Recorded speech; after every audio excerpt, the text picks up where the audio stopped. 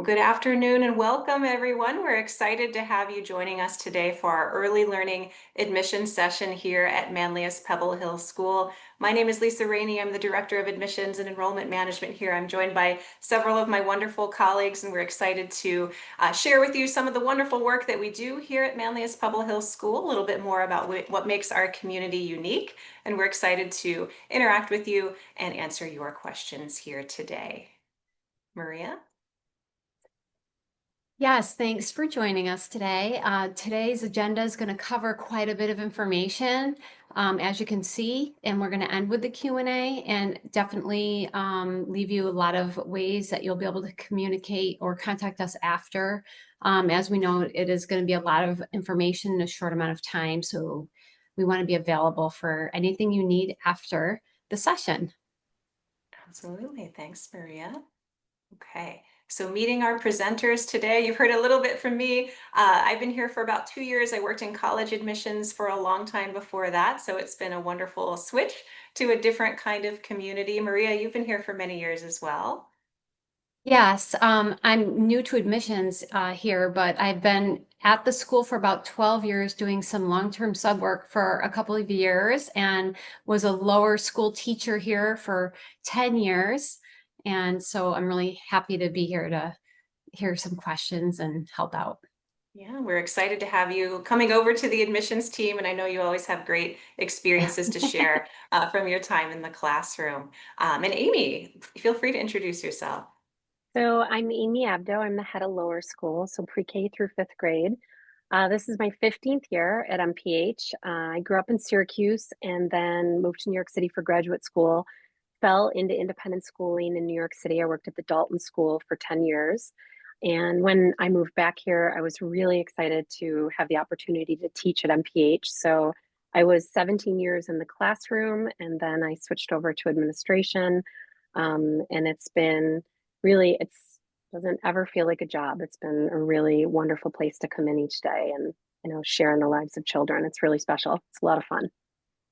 Is a great place to be for sure. And you'll see our colleague Francie Van Ostenbridge's name on the presentation today. Unfortunately, she's not able to join us this week, but for those of you, when you're navigating the admissions process, you'll have a chance to meet with Francie, and she's a wonderful colleague as well. So as we continue on, I know, Marie, you were going to share more about our mission and core values here at Manlius Pebble Hill Yes, School. at MPH, we are we're a mission-driven environment. It provides opportunity for us to go beyond the learning and also kind of help shape our students. I can speak to the idea notion that when I was a lower school teacher, the kids knew the mission. And we taught them authenticity, respect, curiosity, kindness, and agency quite explicitly. And we're able to connect it and weave it throughout our classroom activities and lessons. Our mission and values are carried out throughout the hallways, on the soccer field, in the dining hall, anywhere you go. The kids are familiar with it. The teachers, we all embrace it. And I think it's just a nice way to help the kids learn to live these important character traits. I agree. And I think as an Yeah, independent school, because we're not affiliated with a public school curriculum, a state or federal curriculum, we're not a religious school, the mission and core values is really important, I think, as an internal community, so that we know what we stand for and how to help prioritize the work that we do here, but also to families who are considering admissions to say, okay, what is this school about? What are the values? What's important within this community? So we're really happy to share that. And to your point, Maria, the ways that that shows up. It's not just, a sign that we have on the wall when you come in. We really for do sure. live these core values in a lot of different Mhm, ways every day. mhm. Okay. And in our commitment to community, we have a fairly new leadership team here at MPH. Our head of school, Jim Foley, joined us just about 2 years ago. He came from the prep school community in Connecticut. So we're really grateful to have his leadership here. And with some of his guidance this year, we've developed our commitment to community. So kind of in keeping with those core values. We're looking back at the school's history, which has held a lot of different shapes and forms in the last 156 years or so, but also looking to the future. And it's important to our community that we be of and from Central New York and be part of that that community and not be kind of an ivory tower or separate from the community that we call home. And I think you'll see that reflected. You can see this on our website. This will show up in a lot more places within the school as we move through the new school year this year. I won't read that to you. You're welcome to enjoy that at your leisure. But just know that these are things that are important to our school community as we prepare to be a strong school community for many years to come. Okay. And in keeping again with that leadership development from Jim, we have our commitment to community. The strategic vision, as we see it, is that MPH becomes the Syracuse prep school that develops each child's unique potential to be a leader the world needs. And that starts with our earliest, youngest learners all the way up through our seniors. So we'll share lots of examples of how we're doing that here with you today. Amy, to you. So as you think about beginning a journey at MPH, the early learning years are really special. My office is actually over here in the Center for Early Learning, and there's 2 pre-K classes here. And Maria said the word explicit earlier. We really believe in breaking things down, all things, the reading, the math, the science, the history, as well as the social interactions into tiny bite-sized pieces that each child can truly grasp and understand. This idea that we're all kind of supposed to mysteriously read the room and understand the like wild nuances of social interactions. The brain science tells us that when you walk children through it step by step and you give them that access, you give them that tools, it helps to develop their resilience, their independence, and their ability to navigate all things human. Arguably, these qualities are the most important. A child can be the best reader or mathematician, but if they don't know how to navigate their world with their classmates and friends and relationships in a way where they feel comfortable and confident, that can be a wall for everything. So right in pre-K, we do a lot of that explicit instruction where we're helping them to speak up for themselves, understand that they're part of a community, and really finding that balance where we don't want them to feel like they're the only voice in the room, but we want them to recognize they have a voice and it's important, but also there are other voices in the room and they need to listen to their peers and friends and teachers and then collaborate in a way where they can all move forward and learn. We are real proponents and very, very passionate about the science of reading here at MPH. If that's a new idea to you, it really is about the explicit instruction of literacy so that kids are able to decode words and understand them. That starts in pre-K. You can see the little girl here on the floor. She is playing with curved and straight blocks. Those are right out of handwriting without tears. And it's that immediate introduction to the straight and curved lines of letters. And so it's a way for them to start to play and manipulate with letters right down to their basic fundamental parts, the straight and curved lines. And then they start to build things like, oh, what does that look like to you? Maybe they've built a D. What letter is that D? What sound does that make? As competent readers, we forget that letters and words look like hieroglyphs to kids. And the idea of saying sound it out to them makes absolutely no sense. There are so many steps that they need to be brought through so that they can comfortably decode words, read them, and then truly comprehend them and be able to decode multisyllabic words as they get older. So we start right at the basics and then build them up from there. Our pre-K kids take dance and theater. They get to sing together. They do science experiments in the classroom. They learn about history. They perform together. They play sports together. They're in the gym and they have PE every day. So they have a lot of exposure to all these different, really more mature aspects of academia. And they also get to be kids and play. And, the play is the work of children. And we see that as such an opportunity to teach them all the different things they need to learn about and they want to learn about. It's such a special age because they're just like, have so many questions and they're so, open and excited.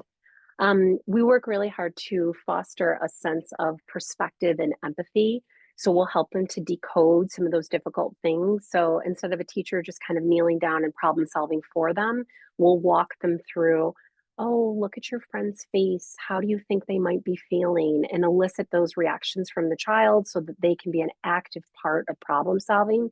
So they truly build those empathy skills themselves. They're not just going through the motions, they're really understanding feelings, their own feelings, and that of their classmates. And helping each child to feel a sense of belonging. That brain science tells us that when kids and adults feel a sense of comfort and belonging, that's when their brain is most open. You know, it's not in fight or flight. It's like in the mode of like, I can take a risk, I can learn new information, I'm ready to be my best self. So we really work to cultivate that right from 3 years old and on so that they just feel like a member of the community where they can take a risk and have a voice and be a productive partner.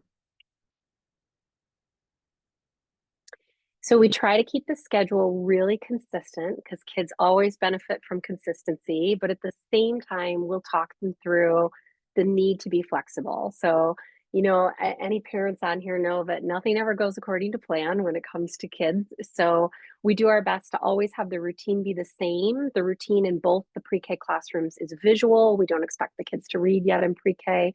So they have a really specific, you know, routine that they go through each morning where they have their morning activities. Every day at about 11:20, they line up and they walk over to the main campus where they get to participate in lower school encores. So that allows them to be in the gym and have PE. They also take an art class, a health and wellness class, and they have music, theater, and dance. That also is a time when they pass through the hallways and will hug or high five siblings or the older students. Their buddies are the high school kids. This year's past pre-K was buddies with the 12th graders. So that was a really beautiful, you know, the kind of bookends of the school, the pre-K with the 12th grades. And anytime they saw the seniors in the hall, they would get so excited. So it's not like scary big kids, it's kids that they know. Many of our upper school kids work in the summer program, the vacation programs, and the extended day and after school. So they all know each other, and it really is a very warm environment. It's fun to see them walk through the halls. They come back and they have lunch that's provided by MPH, and they eat in their classrooms. And then we have a rest time. We ask families to let us know if their child needs a nap, or maybe the child will take a 2 hour nap and be up till 3 in the morning. So parents will say, you know, try to put a cap on that. We're not looking for disco evenings. We want the child to actually get a good night's sleep. So we defer to what works best for a family. And if a child doesn't sleep, they're able to get up within, you know, 20 minutes or so and they can play, where those kids that really need that nap to get on with their afternoon are able to stay. And there's one of the leads or the TA in the classroom to watch them until they wake up. Afternoon activities go until 3, and then we have our extended day program that goes from 3 to 5:30. That's included in the pre-K tuition, and that's right here in this same building, the Center for Early Learning. So kindergarten is over on the main campus, and they also follow a really consistent schedule. The kindergarten through 5th grade lower school schedule, it's all under that umbrella of lower school, and we do the kindergarten schedule first and work everybody else around them. They are our youngest, and we really build the schedule to meet their needs. So there's a lot of routine. They know what to expect. They have that breathing time to be able to make those transitions. Their room is over on the main campus. They have a bathroom in their classroom. Pre-K has 2 bathrooms in their classrooms. All parents of young children know bathrooms are key. Um, Kindergarten eats with us in the dining hall, so the whole K through 5th grade eats together. And 4th and 5th graders sign up. They do an application process to be kindergarten and 1st grade buddies. So by the 2nd week of school, the kindergarteners are assigned to a 4th or 5th grade buddy that helps them through the lunch line, answers any questions, sits with them at lunch, and then the whole lower school goes outside to play. So I always tell families that by October, November, it's pretty typical to see a soccer game going on in the field that'll have kids age range from kindergarten through 5th grade on the 2 teams playing excitedly together in soccer. Builds a lot of great relationships because our small class size is wonderful and really helps as far as academics, but the social, you know, connections the kids are able to make across grade levels is really nice for them too. It's pretty common for like a 1st grader to have a birthday party and invite some kindergarten kids and 2nd grade kids as well. They go lunch and recess is that 11:30 to 12:30 time. They have afternoon activities and classes, and then extended day is also part of the kindergarten tuition, and that goes from 3 to 5:30.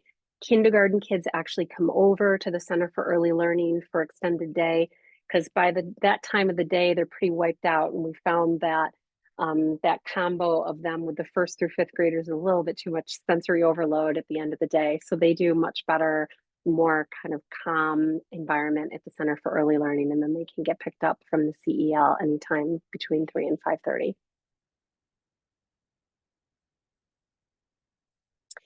So the whole school, pre-K to 12, we really have that philosophy of seeing each child for who they are and helping them to become their best self. So again, it's finding that balance of we're not looking to create graduates where they feel like whatever they say goes, and we want them to understand that there needs to be a lot of risk taking, their voice matters, but also they need to be able to navigate a world where they will always have everything go exactly their way. And being able to navigate some disappointment and challenge and have that stamina and grit to be able to go out into the world, fall, get up, brush themselves off, and keep moving forward. That's what we want to teach them through, their experience here. So we foster that environment where they feel that confidence and comfort to be their authentic selves, 3 years old all the way to 18 and 19 years old, and they really grow up in a community where they're surrounded by adults that they are seen, known, and supported as individuals. And I think that's a huge part of our approach and philosophy here at MPH is the kids have a foundation and a launch pad where they really feel comfortable and confident going out and being who they want to be and contributing to the world in a positive way. And having been seen and heard here as students. And it really is, it's a privilege to be a part of that journey with them. Thank you, Amy. And there's a real joy, I think, that we all feel in being a part of this community and seeing the energy and seeing the growth of these little learners all the way up in some cases as seniors. Some of our current admissions ambassadors, Maria, you knew them and taught them when they were, third or fourth graders when they were here, and now they're, juniors and seniors. And it's great to be a part of that journey with our students. So hopefully that all sounds good to you, that really aligns with what's important to you as a family and as parents. And that's certainly our hope and intention. In terms of the admissions process, so we'll kind of switch gears a little bit and talk about how all of that works. Some of you I know I've had some email correspondence with. We have a few spots available in early learning for the fall. We're very close to capacity there. So if you're on the call today and thinking, this might be something on your mind for fall, let's talk and we can get you through this process. We're happy to guide you through those steps. If you're planning ahead for next year, great. We can certainly still talk about that process. So we love to bring families in for a tour, and really ideally, as you can imagine, that's during the school day. So usually we schedule tours between 9 and 2 p.m. so that you get to see the students, get to listen in on conversations in the classroom, meet with Mrs. Abdo, really get a sense of the energy and the flow of the day. Usually tours are about an hour. We can go longer or shorter depending on a family's questions and available time and all of that. But we really love to show you the school in action. So we can do that at any point. You don't have to have an application in to come in for a tour. We know you may want to do that first. So we're happy to set that up. Obviously, the application starts a file for the family.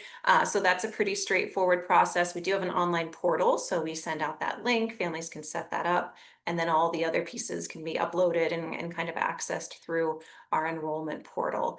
We do have some video prompts that are kind of fun. So we ask for families to follow those, make some videos and upload those. Doesn't have to be, fancy, just to kind of get a sense of, usually most people do those with their phone, but kind of get to see developmentally where the child is, how they respond to these prompts. I think there's some things with blocks and drawing some shapes and kind of seeing where they are, just benchmarking a little bit there. We are, there's a real joy of learning that we emphasize in early learning, but it is an academic pre-K as well. So we're getting kids ready for kindergarten for our lower school program. So there's really a balance of academics and obviously just the joy of play and all those things that are so important. So typically, our pre-K students don't necessarily have report cards depending on, if they're pre-K for kindergarten, if they're coming from a more structured program and might have a report card, we do ask for that.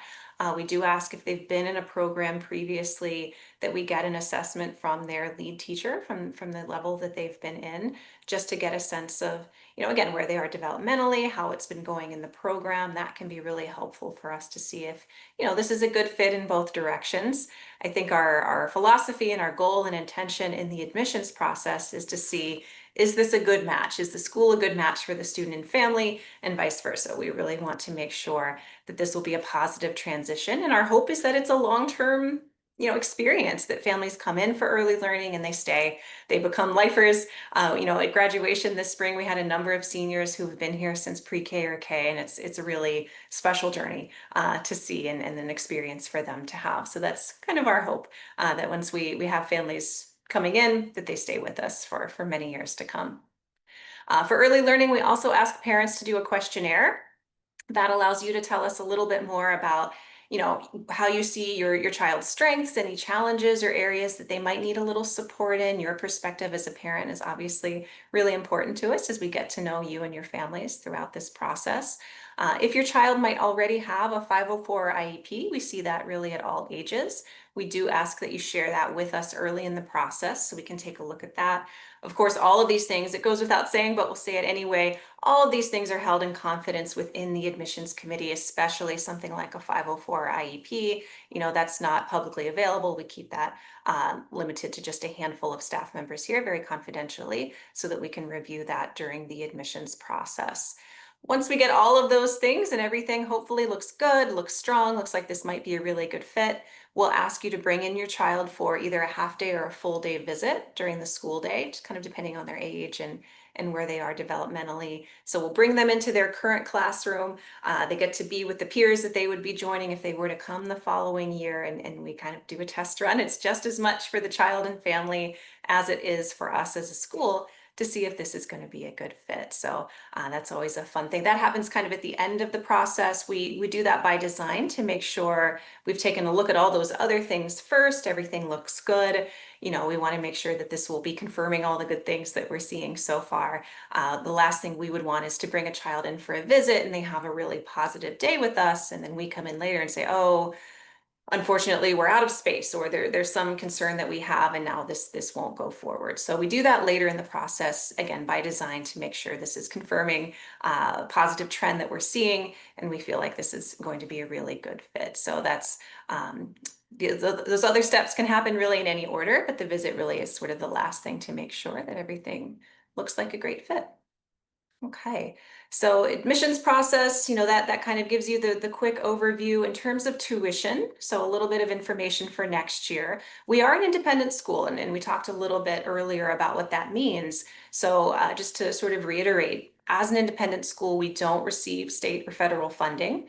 We're not, a parochial school or affiliated with a religious group that might provide funding. So the way that we pay our teachers and upgrade facilities and offer, the very best academic program we can is through tuition and fundraising through our development office. So with that in mind, we absolutely understand that independent school tuition represents a big investment on the family's part.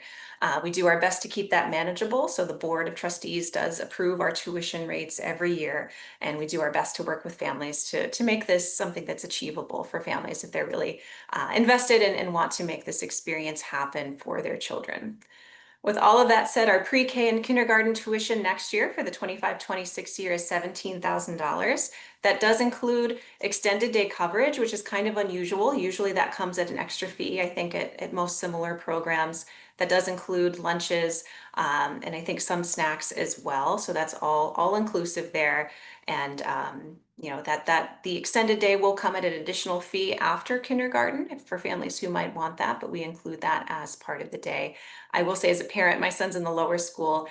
Kids don't like to leave extended day. They love it.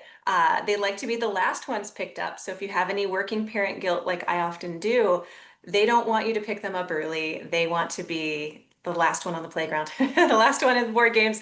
They have a really great time. So I'd like to share that just from my perspective. It's peace of mind to know that they're cared for during the school day and here at extended day, and it's just seamless in their day. They go to the dining hall or go to the CEL at the end of the day, and they have a great time until you're able to come get them. And it's great peace of mind to know that's included and that they're having a really quality experience while they're here. Okay, so tuition, we shared that. Ways that families make it work, I'll say, so many times someone will call, a parent will call and sort of be uncomfortable and say, I have questions about finances and I'm embarrassed to ask. I can't say it enough. Do not be embarrassed to call and let's talk about any concerns that you might have, ways that families make it work. That's what we do all the time here. So as I mentioned, we respect the investment that families are making. We know this is not an easy thing. We hope that it's a relationship and an investment that continues, really throughout when students graduate. So we do our best, as I mentioned, to make this a possibility for families. We do have a flexible tuition program. That's what we call financial aid. So that is need-based. And there's an application for that families would do kind of similarly to the visit that comes at the end of the admissions process. So that does involve some tax forms and an application fee and a little bit of time. So we kind of let families know once they've applied and done all those other steps. We let them know, hey, everything looks good. Now's the time to navigate this process. So we'll let you know on that. I will say with our lower school, rather our early learning, so pre-K and kindergarten tuition, that is our lowest tuition rate. And as you can see, it covers a lot. So it covers lunch, it covers extended day. We have very small class sizes by design. So our ability to provide flexible tuition at that level is a little bit more limited. So we do like to share that just because we do provide a lot for that tuition rate. That said, there are some small grants available. So we're happy to talk to families about what that could potentially look like. Payment plans are a big, very popular item here, really across the grades. The sooner families enter into the admissions process, the more options you have with payment plans. So I always like to share that as a tip. Last year, we started enrolling new pre-K and K families in January. And so those families had actually some additional payment plan, I think 13 or 14 months for that first year.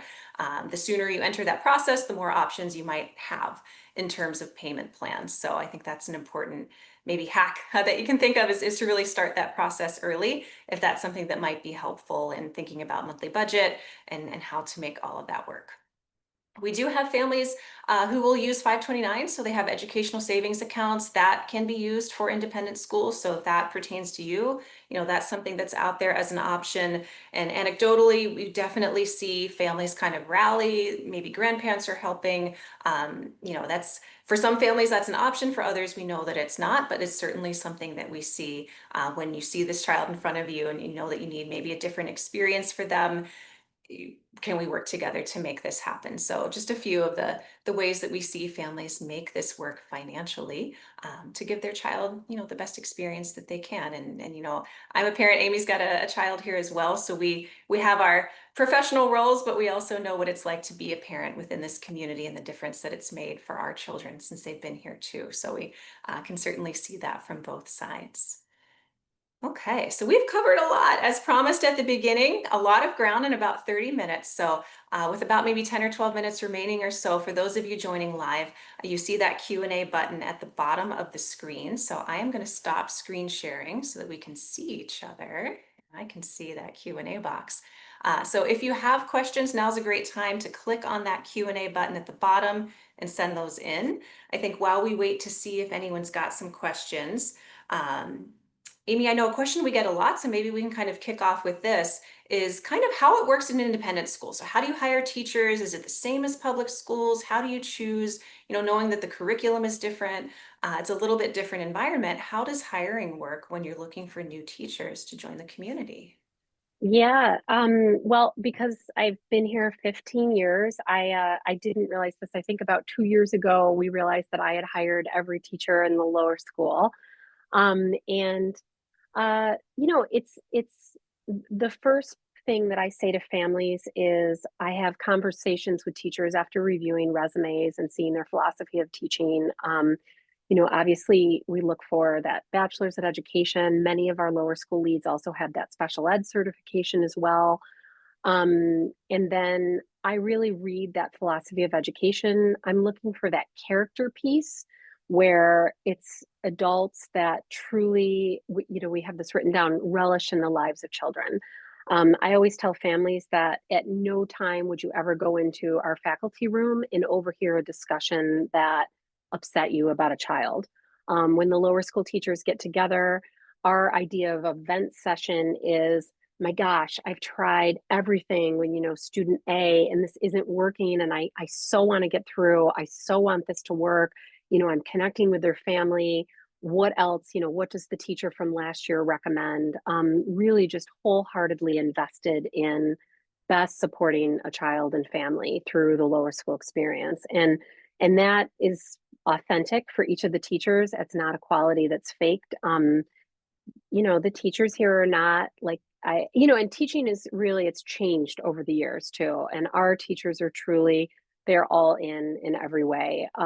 Many of them do have their own children here. Their own children have gone here at some point. So it's literally like thinking about common sense best practices for our children, our collective shared kids.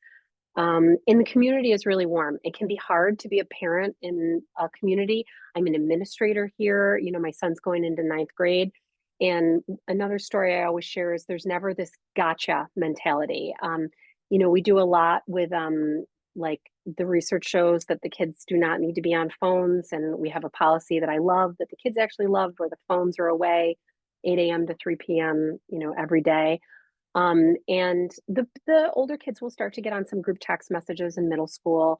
And the approach was never, oh my gosh, look at what this kid is writing. It would be like a, hey, mom to mom, dad to dad, mom to dad. I wanted to call. I saw that this text was on the group text. If it were my kid, I would want a heads up. Looks like they're starting to go off the rails. You might want to intervene. And that's always been the spirit of the families here. And it's the same with the teachers. It's just really a true, authentic desire to best support the children. And the teachers are lower school teachers are very, very passionate and invested in the science of reading. They're all trained in Orton Gillingham. So every single one of our K-5 leads have done a 30-hour teacher training course for Orton Gillingham. It's really the gold standard of literacy instruction. It was first developed to teach kids with dyslexia, and it is just the best of the best to teach all kids to read. And our teachers happily and excitedly take that training and ask for more professional development. So it really is a community of adult learners along with the children. And I think that character piece is the most important, but there's also really, some really impressive resumes behind the lower school teachers as well. They've had some really amazing life experiences and some parenting experiences that they bring to it to inform who they are as educators and how they best serve the needs of the kids in their class. Thank you, Amy. And we do have some questions coming in, so thank you for those. One question, a really important one, and I think it ties into that sense of community that you just mentioned, is safety and security. I should have mentioned at the beginning, we have about 330 students at our school, pre-K through 12, so we are a very small community. I don't get out at drop-off as often as I'd like, but I know you, Amy, and Maria often are. You know every parent, you know every child. Did you remember your permission slip for the field trip? Or do you remember, let's still work on tying those shoes today? And really to that level, I think in terms of knowing the community, that's really important. We also have, security cameras. I know that's one of the summer projects, upgrading security cameras. We're not a gated campus, but we do have that ability to know everyone. Should there be any kind of reason why we need to not allow pickup or anything like that, all of that information is shared with people who need to know that. The front door is locked during school hours. There is a reception desk, so if a student comes in late or a staff member comes in late, doesn't have their key fob, they're buzzing in, their eyes on that main door. We are looking at some renovations maybe to our student center to improve having that reception window right at the door. It's very close, but to move that even closer just as an extra security precaution. obviously, there's nothing more precious than children. So having that kind of accountability and having that safety and all of that preparation in place. We do have fire drills. We are mandated by the state to do lockdown and fire drills throughout the school year. So, should there be an emergency, everyone in the community knows what to do. But we do take that very seriously. We don't have a resource officer. Some of the public schools do. We don't have that. We don't have a campus safety position per se, but we do have those safety features in place to make sure that it is a safe community. And to Amy's point, when kids feel safe and supported and seen, then they're really better able to learn. So that's a really important question. We have a few We minutes remaining. Go ahead. Yeah, Amy, please. we also have our school counselor and two resident counseling interns that are working with them. So there's those three different people that are really keeping a close kind of hand on the pulse of all of our students, and nobody here slips through the cracks. So if a middle or upper school kid is struggling, and that can be typical for kids to go through some struggles, there are immediate supports, outreach to family, where we really just make sure that kids are not struggling in silence, and we help them in the ways they need to be helped if that's the case, so that they don't feel that they're getting to a place of desperation, which sadly, at the root of many of the safety incidents at schools, that was the case. So we really try to start at the heart of it and make sure that the kids are seen and heard at all times. No, I'm glad Also, you if I bring could that up. Please. Lisa, Luke, our head of counseling, also is just available. He's always present. He's in the hallways. He is a soccer coach, which I think is also Gives nice. them a lot But of street credit. as a teacher, he's always willing and able to come into the room. And so our students really know him and feel comfortable and might frequently request, I'm struggling with something. Would it be okay if I went to see Mr. Schlachter? And it's just sort of comfortable that because the kids know him. Also just this idea of explicitly teaching them, like when you need help, it's okay to ask for it. And I think that really helps, and they year after year, starting from when they're very little. So I think that really also supports this notion and idea of safety and keeping kids safe. And I'll say, Maria, too, the work that you've done in teaching wellness and life skills and the SEL curriculum that we have here, from the little ones on up, resolving conflict, working through challenges, we see that, whether that's modeled how to regulate yourself, it's shown, it's taught, it's worked through from age 3 on up, and that does make a difference. And I don't know, we're very fortunate here to have, Luke Schlachter's leadership. A lot of schools are not necessarily adding on to their counseling staff. We all know it's a great need, especially post-pandemic, developmentally. Things are a little different. Maybe they were prior to that. So we're very fortunate to have his leadership in bringing additional staff members here to help support kids wherever they may be. But we're really fortunate to have that priority here in our community. We do have one more question, and it looks like we're running close on time. So if we don't get to your questions today, don't worry, we'll follow up by email and we'll make sure to have those conversations. But we do have a question about student diversity, and I think that's an important one. We talked earlier about how it's a priority to be of and from the local Syracuse community and not to be kind of an isolated ivory tower sort of school. But Amy, I wonder if you might talk about diversity within our lower school, and we can talk about the full school too. Yeah, so lower school, I think it's 40% students of color, and diversity is a big, it's always at the forefront of my mind with hiring. Diversity in all kinds of ways, as far as background, heritage, gender. Kids, when they see themselves and the educators and the adults around them, that gives them that, voice, and again, that sense of belonging. So it's an important part of our community, and it's always something that's really on my mind when I think about it as far as hiring too, because I want the adults to reflect the students and so forth, so that again, it feels truly like that sense of community. Absolutely. Great. So as I mentioned, we might not have made it to all of the questions today. We will follow up with everyone by email as we kind of run close on time, though I do want to share some information about next steps. So we hope this is not the only time that we have to interact with you and answer your questions. So certainly call, email. We're here throughout the summer and really throughout the year to be available and to be a resource to families who are thinking about exploring this process further. In addition to our campus tours and phone calls, and we can set up a one-on-one Zoom if that's something of interest to you. We will be hosting our early learning and lower school open house in September. So you can see the date on your screen there. That's in conjunction with homecoming. So we did that last year and we got some really good feedback from that. So come for the open house, chat with teachers, learn more about our encores, see the library, the new lower school reading room that's going in over the summer.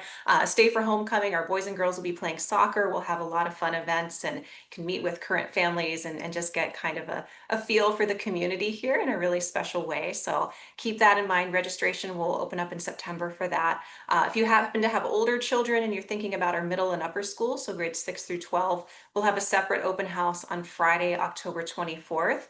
That one's a little bit longer because we'll be featuring our relatively new director of college counseling. So he's excited to give a nice long session on college counseling in a small community like this. As you can imagine, is really personal. Everything we do here is really grounded in relationships, certainly including college placement. So if that is something of interest to you, we'll have registration on our website in September, but let us know if that is something that you're interested in. So as we prepare to wrap up today, certainly thank you for joining us on your lunch break. That was the idea, kind of a lunch and learn timing. So we hope that was helpful for you.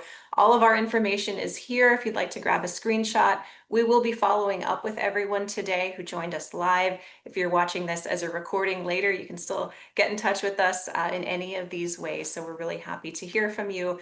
The joy of what we do is really working with families and kind of working with them through this process and hopefully seeing you come in and join the MPH community for many years to come. So I want to thank my colleagues for joining us today. We're so appreciative to have everybody here. For those of you joining at home, we'll follow up with more information soon. We hope you have a wonderful day and we can't wait to talk to you soon. Take care.